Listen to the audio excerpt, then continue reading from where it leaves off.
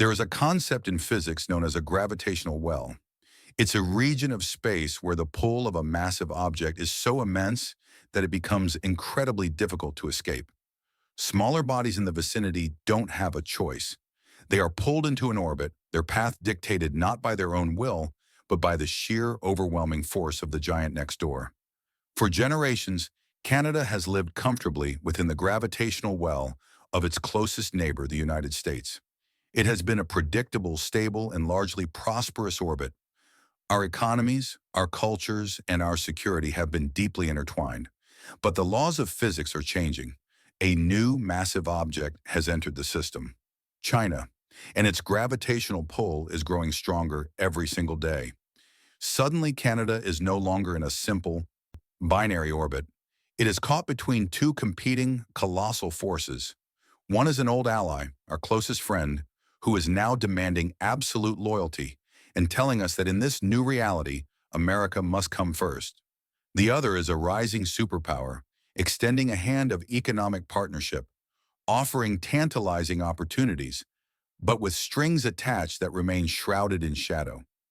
This is not a simple trade dispute. This is not about tariffs on steel or quotas on canola.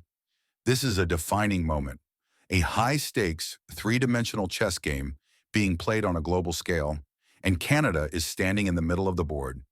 Every move, every decision, every alliance, forged or broken, will have consequences that echo for decades. This is the story of Canada's tightrope walk, a story of a middle power trying to find its footing in a world being reshaped by the clash of titans.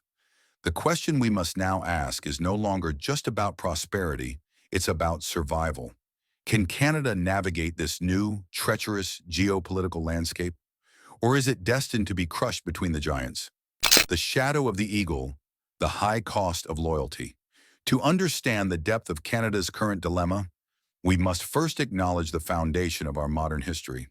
The post-World War II order was built on a simple premise: a strong, stable alliance of Western nations, led by the United States, standing as a bulwark against external threats. Canada was not just a participant in this order, it was a charter member, a cornerstone. This alliance was never purely military, it was profoundly economic. The 1965 Auto Pact is perhaps the most potent symbol of this integration. It wasn't a free trade agreement in the modern sense. It was a managed trade agreement that created a single, unified North American auto industry. For decades, parts and finished vehicles flowed seamlessly across the 49th parallel. An engine block might be cast in Ontario, shipped to Michigan for assembly, and installed in a car that is then sold in Quebec. This intricate dance created millions of jobs and generated billions of dollars in shared prosperity. Our supply chains became so deeply interwoven that for many industries, the border was little more than a line on a map. This economic marriage was built on a bedrock of trust and predictability. Canadian businesses invested, expanded, and hired, confident that the rules of the game would remain stable. But then the rules changed. The rise of the America First doctrine under the Trump administration represented a seismic shift in this relationship. The language of partnership and mutual benefit was replaced by the harsh, transactional language of leverage and national interest. Suddenly, our deeply integrated supply chains were no longer seen as a source of shared strength, but as a vulnerability for the United States. The Commerce Secretary's blunt statement that in the auto industry, America comes first and Canada comes second, was not a gaffe. It was a declaration of intent. It was a signal that the decades of cooperation were now being reevaluated through a zero-sum lens. If American factories needed more jobs, Washington made it clear that they were willing to take them from anywhere, including from their closest and most loyal ally. This was not a theoretical threat. It had real-world consequences. The imposition of Section 232 tariffs on Canadian steel and aluminum, citing national security concerns, was a particularly jarring blow. For Canada, a country that had fought alongside the United States in every major conflict for a century, the idea that our steel exports could be considered a threat to American national security was not just absurd, it was insulting. It demonstrated that the old rules of loyalty and shared history no longer applied. The fallout was immediate. Steel mills in Hamilton and Sault Ste. Marie faced immense uncertainty. Workers who had spent their entire lives in the industry suddenly worried about their pensions, their mortgages, and their futures. The Canadian government was forced into a reactive position, imposing retaliatory tariffs on a wide range of American goods, from ketchup to washing machines. This wasn't a strategic choice, it was a necessary defense. But it came at a cost, raising prices for Canadian consumers and straining businesses that relied on American imports. The pattern became painfully clear. Each time Canada aligned itself with Washington in a broader geopolitical dispute, particularly against China, it ended up bearing a disproportionate cost. When Canada, at the request of the U.S., detained Huawei executive Meng Wanzhou, it was Canada that suffered the consequences. Two Canadian citizens, Michael Kovrig and Michael Spavor, were arbitrarily detained by Beijing in a clear act of hostage diplomacy. For over 1,000 days, they became pawns in a superpower conflict that Canada had been dragged into. Meanwhile, Canadian agricultural exports, particularly canola and pork, were hit with punitive, non-tariff barriers by China. Prairie farmers who had spent years building relationships and trust in the Chinese market watched their livelihoods evaporate overnight. The irony was crushing. By demonstrating unwavering loyalty to its southern neighbor, Canada gained little in return. There was no preferential treatment, no exemption from the America First agenda. Instead, that loyalty was rewarded with economic threats and a clear message. In the New World Order, you are on your own. This has forced a painful but necessary reckoning in Ottawa and across the country. The foundational assumption of Canadian foreign policy, that our interests would always be fundamentally aligned with those of the United States, has been shattered. The shadow of the eagle, once seen as a protective shield, now feels more like a source of unpredictable and often damaging interference. It begs the question, what is the purpose of a friendship if the terms are dictated entirely by the stronger friend? This growing sense of disillusionment created a vacuum, and into that vacuum stepped the other giant. The Dragon's Gambit, a tempting and risky offer. As Washington's rhetoric grew more hostile, Beijing's grew more seductive. China's offer to Canada, delivered by its ambassador, was a masterstroke of diplomatic and economic statecraft. It was simple, direct, and brilliantly timed. The proposal was a quid pro quo. If Canada removes its 100% tariffs on Chinese-made electric vehicles, Beijing will immediately lift its retaliatory tariffs on Canadian agricultural products, most notably canola. On the surface, this appears to be a straightforward trade negotiation, a win-win. Prairie farmers would regain access to a multi-billion-dollar market.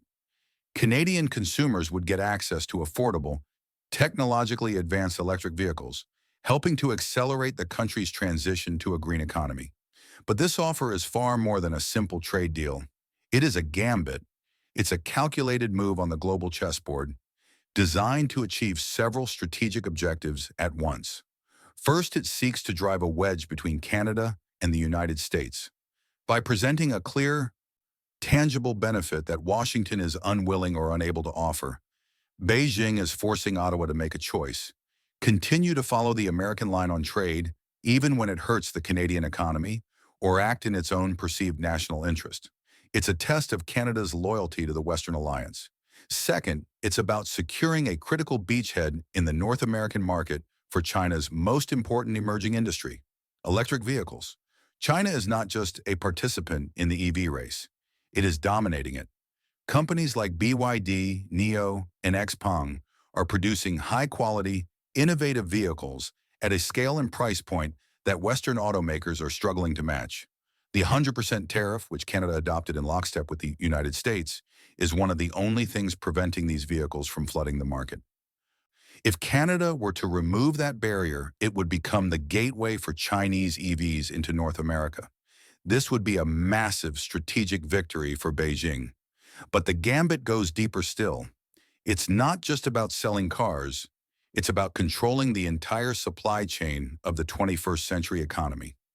The green transition depends on a handful of critical minerals: lithium, cobalt, nickel, and rare earth elements. China currently dominates the processing and refining of these minerals, giving it a chokehold on the global production of batteries, wind turbines, and other green technologies.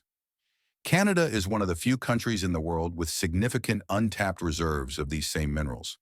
Beijing's long-term play is not just to sell Canada electric vehicles, but to secure access to the raw materials needed to build them. This creates the potential for a dangerous form of dependency. It's a Faustian bargain. In the short term, reopening the canola market is incredibly tempting. But in the long term, does Canada risk trading its dependency on an unpredictable American ally for a dependency on a strategic and often coercive Chinese rival? The risks are immense and well documented. We have already seen how Beijing uses trade as a political weapon. The arbitrary bans on canola and pork were not based on science.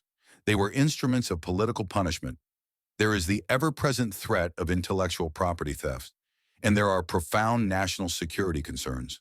The debate over allowing Huawei to participate in Canada's 5G network provided a stark preview of the challenges ahead. Allowing Chinese state-influenced companies deep access to critical sectors of our economy, whether it's telecommunications or the energy grid, comes with risks that cannot be easily dismissed. China's offer is not an act of benevolence. It is a calculated strategic move by a patient, long-term player. It's an invitation to step out of America's shadow and into a new, potentially lucrative, but also profoundly uncertain economic sphere of influence. It places Canada on the horns of a seemingly impossible dilemma. To refuse the offer is to leave billions of dollars of agricultural exports on the table and continue to suffer the economic consequences of a trade dispute we did not start. To accept the offer is to risk alienating our most important security and trading partner, while opening the door to a new set of economic and security vulnerabilities. This is the central challenge for Canadian statecraft in the 21st century. There is no easy answer. Both paths are fraught with peril. So, is there a third way? Is there a path that leads not to dependency, but to genuine independence? The middle path, a strategy for sovereignty.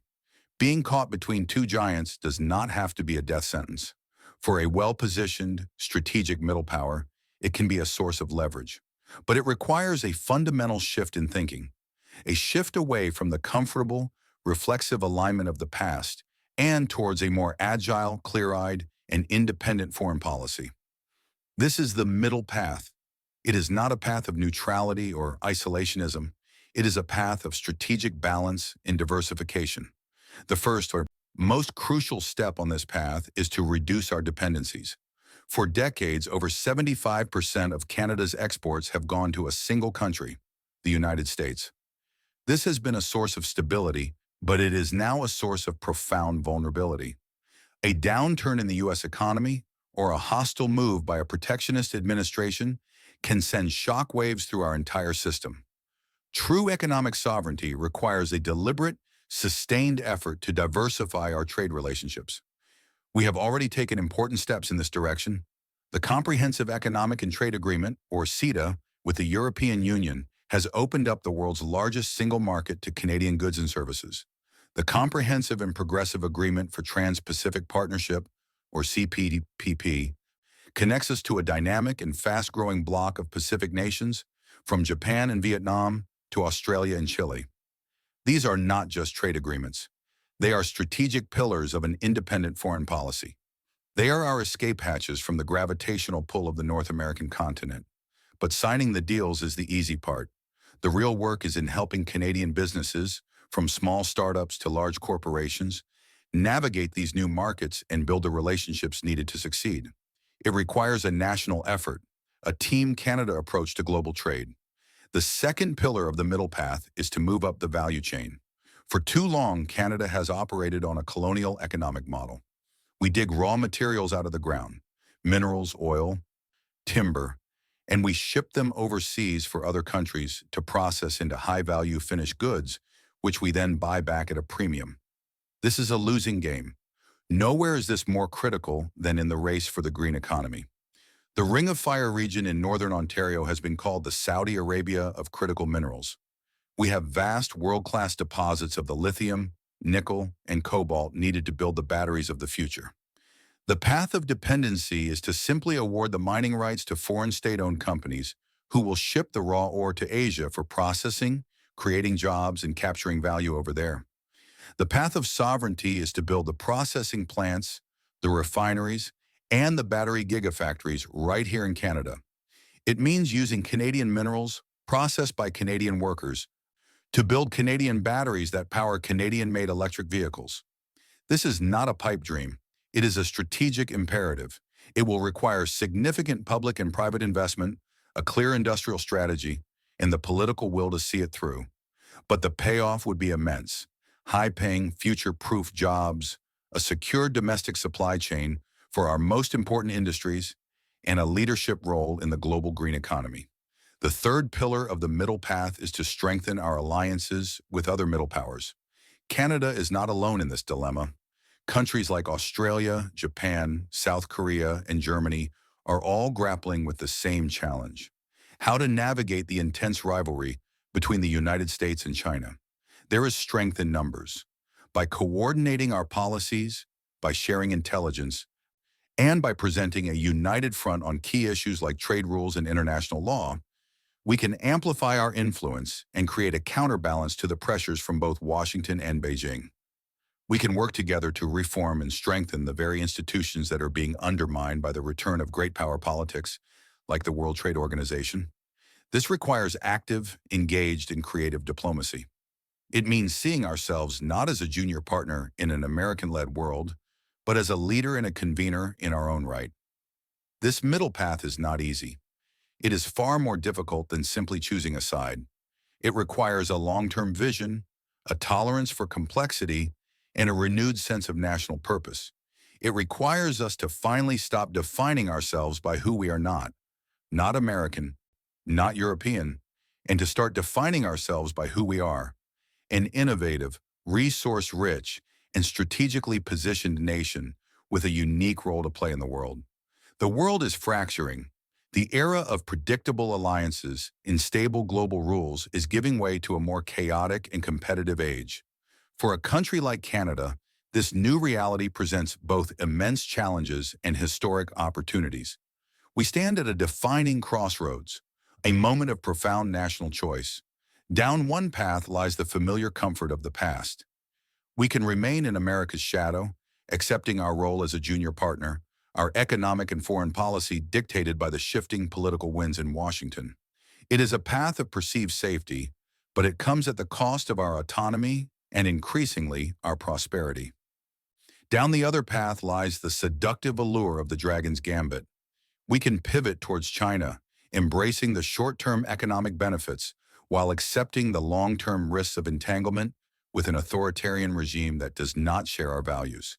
It is a path of potential wealth, but it comes at the cost of our security and our principles. But then there is the third path, the middle path, the path of sovereignty. It is the most difficult path. It requires us to be more strategic, more diversified, and more self-reliant than ever before. It requires us to invest in our own industries, to control our own resources, and to build alliances with other nations who share our desire for a world governed by rules, not by might. This is more than a question of foreign policy. It is a question of national identity. Will we be a satellite, forever caught in the orbit of a greater power? Or will we be a navigator, charting our own course through a complex and changing world? The choice is not up to the politicians in Ottawa alone. It is a choice that belongs to all of us. It will be made in our boardrooms, in our universities, in our resource sectors, and in our national conversation. The signals from both superpowers have been sent. The chessboard is set. Now it's Canada's move. What do you think that move should be? What does a truly independent Canadian foreign policy look like to you? Share your thoughts in the comments below. Thank you for watching.